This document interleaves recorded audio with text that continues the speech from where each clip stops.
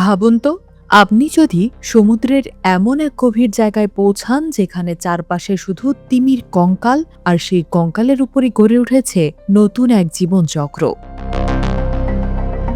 সমুদ্রের নিচে কি সত্যিই কোনো তিমির কবরস্থান থাকতে পারে? চীনা বিজ্ঞানীদের সাম্প্রতিক এক গবেষণায় উঠে এসেছে এমনই এক অবিশ্বাস্য তথ্য, যা পুরো বিজ্ঞান জগৎকে চমকে দিয়েছে।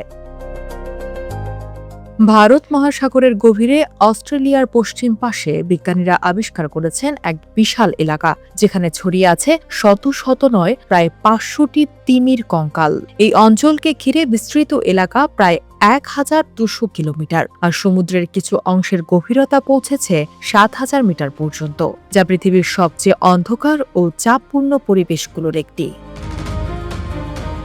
গবেষকরা বলছেন এটি শুধু একটি কবরস্থান নয়, বরং এক অদ্ভুত জীবন্ত বাস্তুতন্ত্র, কারণ এই মৃত তিমির দেহাবশেষকে ঘিরেই গড়ে উঠেছে নতুন জীবন। সেখানে বাস করছে জেলিফিশ, কৃমি, শামুক, ক্রাস্টেশিয়ান এবং আরও বহু অজানা প্রজাতি, যাদের অনেকেই বিজ্ঞানীদের মতে নতুন প্রজাতি হতে পারে। সবচেয়ে বিস্ময়কর বিষয় হলো, এই কঙ্কালগুলোর কিছু প্রায় ৫৩ লাখ বছর পুরনো। বিজ্ঞানীরা ধারণা করছেন এখানে হোয়েল ফল নামে পরিচিত তিমির মৃতদেহ সমুদ্রের তলদেশে পড়ে বিশাল এক খাদ্য ভাণ্ডার তৈরি করেছে, যা গভীর সমুদ্রের জীবনের জন্য এক গুরুত্বপূর্ণ আশ্রয়। চীনের বিজ্ঞানী শিয়াওতং পেং এর মতে এই আবিষ্কারের পর তারা নিজেরাই অবাক হয়ে গেছেন। এত বড়, এত পুরনো এবং এত গভীর সমুদ্রের তিমির সমাধি ক্ষেত্র আগে কখনো দেখা যায়নি।